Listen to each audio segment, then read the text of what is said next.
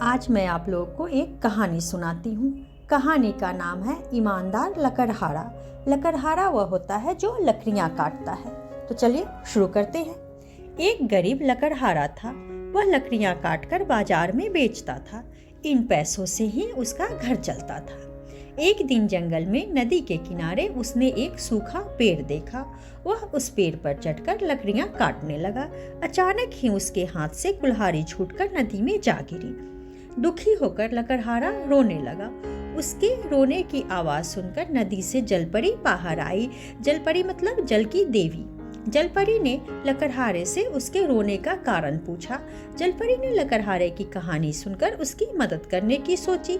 अब जलपरी ने नदी में डुबकी लगाई और सोने की कुल्हाड़ी निकालकर लकड़हारे को दी, परंतु लकड़हारे ने कहा, यह मेरी कुल्हाड़ी नहीं है।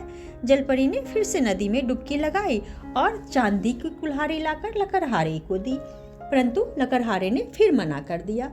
उसने जलपरी से कहा, यह भी मेरी कुल्हाड़ी नहीं है, मेरी कुल्हाड़ी तो लोहे की थी। जलपरी ने पुनः नदी में डुबकी लगाई और लोहे की कुल्हाड़ी निकालकर ले आई। उस कुल्हाड़ी को देखकर लकड़हारा बहुत खुश हुआ और बोला, यही मेरी कुल्हाड़ी है।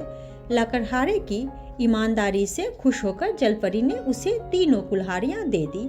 तो इस कहानी से क्या पता चलता है? इस कहानी से हमें पता चलता है कि ईमानदारी का फल हमेशा मीठा होता है।